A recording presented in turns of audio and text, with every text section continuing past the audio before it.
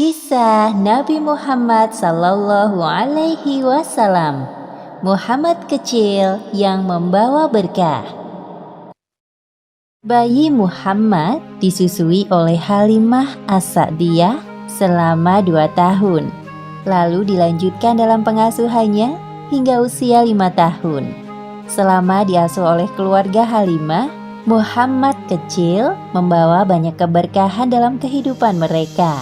Namun di akhir masa pengasuhan Muhammad terjadi peristiwa Syaq al-Sadr, yaitu pembelahan dada yang membuat Halimah khawatir akan keselamatan anak susuannya itu.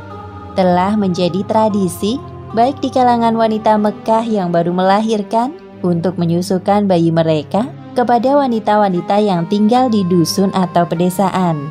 Kondisi pedesaan yang segar dan lingkungan yang masih alami membuat anak-anak tumbuh dengan sehat, kuat, dan dapat berbahasa Arab dengan fasih.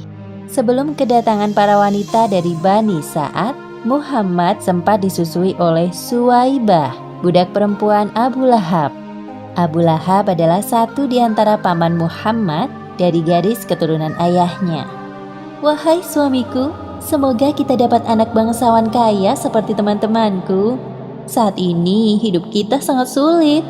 Ya, aku pun berharap sama seperti engkau. Mengingat hasil panen ladang kita tahun ini gagal dikarenakan paceklik yang melanda Taif. Namun harapan suami istri itu tidak terkabul karena bayi para bangsawan kaya telah diambil oleh teman-teman mereka. Hanya tersisa 1 bayi dalam gendongan ibunya. Bayi itu adalah Muhammad. "Wahai saudaraku, bawalah bayiku ini bersama kalian. Ayah bayi ini telah meninggal, jadi tinggal aku dan kakeknya yang mengasuhnya." Raut wajah Halimah tampak kecewa mendengar pernyataan Aminah. Sikapnya sama seperti wanita Bani Sa'ad lain yang menolak menyusui Muhammad karena ia anak yatim. "Wahai suamiku, bagaimana ini? Semua bayi telah dibawa pulang oleh teman-teman kita. Aku tidak ingin kita pulang dengan tangan kosong." Apa kita bawa saja bayi yatim yang baru saja engkau temui itu, wahai istriku? "Demi Allah, aku akan kembali kepada wanita yang menggendong bayi yatim itu dan membawa bayinya pulang bersama kita." Entah kenapa bayangan bayi itu seakan tidak mau pergi dari pikiranku. Semoga keputusan kita ini dapat membawa keberkahan. Ayo, lekas kita temui ibu itu lagi. Akhirnya Halimah dan Harits bin Abdu al-Uzza menemui Aminah dan bayinya. Di satu sisi Aminah merasa lega, namun di sisi lain ia sedih harus berpisah dengan Muhammad. "Aku mohon, jaga baik-baik Muhammadku. Kelak dia akan menjadi orang besar dan berpengaruh." Amin. Kami akan berusaha memberikan yang terbaik untuk anakmu, Bu. "Selamat jalan, wahai anakku. Ibu akan menunggumu di sini." Setelah berpamitan dengan Aminah, Halimah menunggangi keledainya yang kurus. Tiba-tiba ia merasakan keanehan pada keledainya. "Aneh sekali, aku seperti tidak sedang membawa beban. Bayi ini sangat ringan dan juga keledaiku ini seperti bertambah kuat saja. Padahal sewaktu berangkat ke Mekah kemarin, ia berjalan sangat lambat." Tidak hanya itu, sesampainya di rumah, Halimah merasakan keanehan lain. Setelah menyusui Muhammad, baru kemudian Halimah menyusui bayinya sendiri. "Alhamdulillah, bayi ini menyusu dengan lahap. Semoga dia betah tinggal di rumah kecil kita ya suamiku." Semoga ini pertanda baik, wahai istriku. Lihatlah bayi kita. Ia tertidur pulas, tidak seperti malam-malam biasanya yang menangis terus. Ketika suami Halimah mengecek ke dalam kandang ternak, ia dapati unta mereka mengeluarkan susu. Padahal unta itu cukup tua dan sudah tidak mengeluarkan susu setetes pun sebelumnya. Wahai istriku, pasti engkau tidak percaya apa yang aku bawa. Coba, minumlah. Apa ini? Susu unta? Iya, benar. unta tua kita akhirnya mengeluarkan susu lagi. Engkau telah mengambil anak yang penuh berkah, wahai istriku.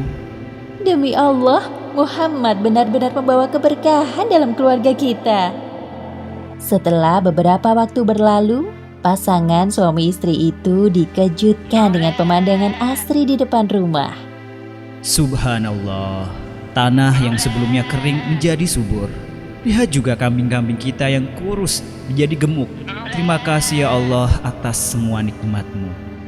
Keberkahan demi keberkahan dirasakan oleh keluarga Halimah setelah kedatangan Muhammad. Itulah balasan atas ketulusan mereka dalam merawat dan menyayangi Muhammad. Tak terasa 2 tahun berlalu begitu cepat. Tiba saatnya Halimah mengembalikan Muhammad kembali ke pangkuan Aminah. Ibu dan anak itu saling melepaskan kerinduan setelah 2 tahun berpisah. Anakku tersayang, engkau sudah besar dan tampak sehat sekali. Ibu sangat merindukanmu. Melihat hal itu, Halimah dan Harits merasa terharu. Keduanya saling berpandangan. Dengan apa aku dapat membalas kebaikan kalian? Sebenarnya kami sangat bersyukur bisa merawat Muhammad. Ia sudah kami anggap seperti anak sendiri. Jikalau diizinkan, kami ingin merawat Muhammad lebih lama lagi. Bukan bermaksud lancang, wahai ibu Muhammad. Aku dengar Mekah sedang dilanda wabah penyakit. Apa tidak sebaiknya Muhammad tinggal bersama keluarga kami di dusun Bani Sa'ad? Terkait permintaan kalian, aku perlu berdiskusi terlebih dahulu dengan kakeknya. Tidak lama kemudian, Abdul Muthalib datang. Beliau memberikan keputusan yang bijak. Aminah menyadari bahwa usulan Halimah dan suaminya itu baik. Meskipun sebenarnya ia masih merasa berat jika harus berpisah dengan Muhammad secepat ini. Sejujurnya aku sangat senang melihat cucuku ini tumbuh dengan sehat. Jadi keputusanku demi kebaikannya juga. Kami izinkan Muhammad kembali ke dusun Bani Sa'ad sampai usianya genap 5 tahun. Harapanku adalah kelak Muhammad dapat belajar berbicara dengan fasih karena terbiasa mendengar bahasa Arab yang murni. Meskipun berat, aku setuju dengan keputusan kakek. Namun, untuk beberapa hari ini, biarkan Muhammad bersamaku. Setelah itu, kalian boleh membawanya pulang ke Thaif. Terima kasih atas kebaikan kalian berdua. Kami sangat bersyukur dapat kembali merawat Muhammad. Halimah dan suaminya memiliki 3 orang anak. Namanya Abdullah, Unaisah, dan Syaimah. Mereka semua menjadi saudara sepersusuan Muhammad. Belum genap di usianya 4 tahun, Muhammad ikut menggembala kambing bersama saudara-saudaranya. Pada saat itulah terjadi peristiwa pembelahan dada Muhammad oleh malaikat yang menyamar menjadi manusia. Ibu, Muhammad kita. Hah? Muhammad kenapa, nak? Muhammad dibunuh oleh seseorang. Hah? Yang benar saja. Tunjukkan pada kami, di mana Muhammad? Halimah dan suaminya segera berlari menemui Muhammad. Wajahnya tampak pucat. Halimah langsung memeluk Muhammad dan menanyainya. Apa yang terjadi padamu, nak? Kemudian Muhammad menceritakan peristiwa yang barusan terjadi kepadanya. Seperti yang disebutkan dalam hadis riwayat Muslim nomor 162. Rasulullah Shallallahu Alaihi Wasallam didatangi malaikat Jibril ketika beliau Shallallahu Alaihi Wasallam sedang bermain dengan beberapa anak. Jibril kemudian menangkapnya, menelentangkannya, lalu Jibril membelah dada beliau. Jibril mengeluarkan hatinya dan mengeluarkan dari hati beliau segumpal darah beku sambil mengatakan, "Ini adalah bagian setan darimu." Jibril kemudian mencucinya dalam wadah yang terbuat dari emas dengan air zam-zam. Lalu ditumpuk, kemudian dikembalikan ke tempatnya. Wahai suamiku, perasaanku tidak enak. Secepatnya aku akan membawanya kembali ke Mekah. Aku takut setan telah menggodanya. Ya, kalian berdua berhati-hatilah. Setelah peristiwa menggemparkan itu, Halimah bermaksud menyerahkan Muhammad kepada ibunya sebelum waktu yang ditentukan. Wahai saudariku, apa terjadi sesuatu pada putraku sehingga membuatmu menemuiku sebelum waktu yang telah kita sepakati? Iya, memang terjadi sesuatu kepada putramu. Aku rasa kami telah menyelesaikan tugas untuk mengasuhnya. Sekarang saatnya aku kembalikan ia kepadamu. Tunggu, katakan dengan jelas agar aku bisa mengerti sebenarnya apa yang terjadi pada Muhammad. Halimah menceritakan peristiwa pembelahan dada Muhammad kepada Aminah dengan suara yang terbata-bata. Sedangkan Aminah dengan tenang mendengarkan penjelasan Halimah. Wahai ibu susu anakku, demi Allah, setan tidak mempunyai daya upaya untuk merasuki tubuh anak suci ini. Masih ingatkah engkau? Aku pernah mengatakan kepadamu bahwa kelak Muhammad ini akan menjadi orang besar.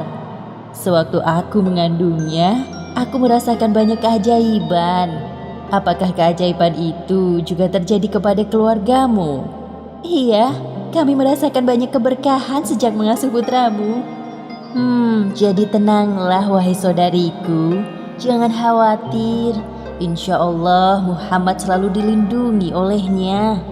Aku dan kakeknya telah mempercayakan pengasuhan Muhammad kepadamu.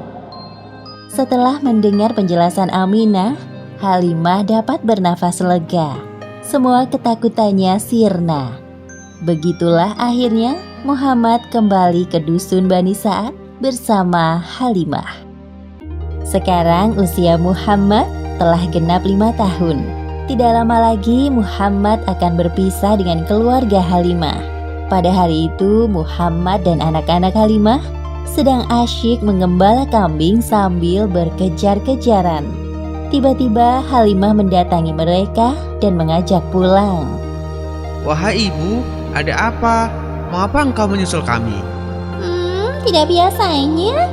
Kami masih ingin bermain, Bu. Kedatangan Halimah yang tiba-tiba disebabkan ada perasaan khawatir. Terlebih lagi melihat ada 2 orang Habasyah sedang mengintai Muhammad dari kejauhan. Anak-anak, coba perhatikan langit di atas sana. Sepertinya sebentar lagi akan turun hujan. Makanya ibu menyusul kalian kemari. Oh iya, benar juga. Ibu baik sekali menyusul kami.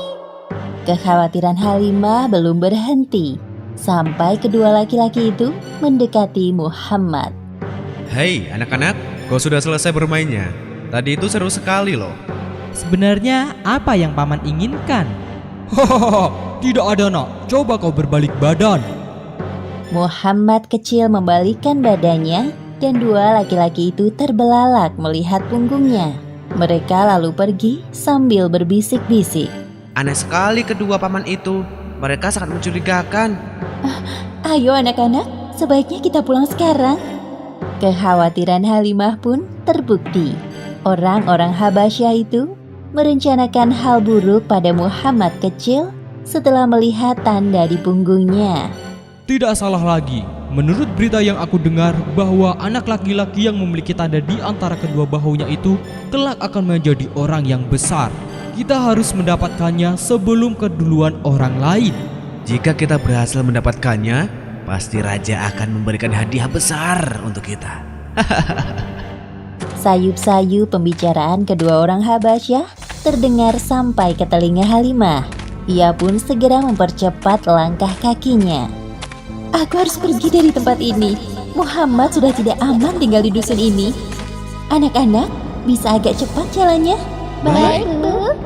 Untung saja, meskipun dengan susah payah, Halimah dan anak-anak berhasil lolos dari kejaran orang-orang Habasyah yang ingin menculik Muhammad. Anak-anak, sepertinya kalian harus berpisah dengan Muhammad. Sudah waktunya ibu mengembalikan Muhammad kepada ibunya di Mekah. Wahai Muhammad, meskipun kita tidak tinggal bersama-sama lagi, namun kita tetap bersaudara sampai kapanpun. Kita pasti akan merindukanmu, Muhammad. Jangan lupakan persahabatan kita ya, Muhammad. Terima kasih semuanya. Aku tidak akan pernah melupakan kalian semua. Sampai jumpa lagi. Ayo Muhammad, kita harus tiba di Mekah sebelum tengah malam. Pasti ibu dan kakekmu sangat bahagia bertemu denganmu. Akhirnya Muhammad berangkat meninggalkan dusun Bani Sa'ad dengan perasaan haru. Terlalu banyak kenangan indah yang ia lewati bersama keluarga Halimah. Namun di sisi lain, ia juga merindukan keluarganya di Mekah. Matahari mulai tenggelam di sebelah barat. Langit sore semakin gelap. Suasana Mekah di malam hari semakin bertambah ramai. Pada saat itulah Halimah kehilangan Muhammad. Muhammad, di mana engkau, Nak? Halimah mencari anak susuannya itu di sekitar, namun tak kunjung ketemu. Dengan berat hati, ia pun menuju rumah Abdul Muthalib. Assalamualaikum warahmatullahi wabarakatuh. Waalaikumsalam warahmatullahi wabarakatuh. Oh, Anda sudah datang. Silakan masuk. Maafkan aku. Hari ini aku berniat mengembalikan Muhammad kepadamu. Tapi sampai di Mekah atas, Muhammad hilang. Aku telah mencarinya, namun tidak ketemu. Memang aku belum hafal tempat-tempat di sini. Jadi, bagaimana ini? Tenanglah, Bu. Aku akan mengutus orang untuk mencari cucuku. Engkau tunggulah di sini. Setelah Abdul Muthalib meminta tolong kepada tetangganya untuk mencari Muhammad, beliau berdoa di depan Ka'bah. Ya Allah, mudahkanlah cucuku Muhammad untuk kembali kepada kami. Hanya Engkaulah yang dapat memudahkan pencarian ini. Tak lama kemudian, Abdul Muthalib bertemu dengan Muhammad. Ia diantar oleh Waraqah bin Naufal dan temannya. Ternyata secepat itu Allah Subhanahu wa Ta'ala mengabulkan doa Abdul Muthalib. Kemarilah, wahai cucuku. Aku tadi menemukan cucumu di daerah Mekah atas. Sepertinya ia tertinggal jejak pengasuhnya. Terima kasih, saudaraku. Sama-sama, kami pamit dulu. Setelah kepergian Waraqah, Abdul Muthalib mengajak Muhammad untuk bertawaf di Ka'bah. Wahai cucuku, sekarang mari kita bertemu dengan ibumu. Beliau sangat cemas kehilanganmu di perjalanan tadi. Sesampainya di rumah kakeknya, Muhammad kecil meminta maaf kepada Halimah karena telah membuatnya cemas. Saat itu juga Muhammad harus berpisah dengan ibu susuan yang telah merawatnya selama 5 tahun. Selamat tinggal anakku. Aku selalu mendoakanmu. Semoga engkau menjadi orang besar seperti harapan ibumu. Demikianlah akhir kisah Muhammad kecil yang membawa keberkahan bagi orang di sekitarnya. Dalam kisah ini, pelajaran yang dapat kita ambil adalah kerjakan segala sesuatu dengan niat ikhlas mencari ridha Allah, maka keberkahan akan mengikutimu. Wallahu a'lam bishawab.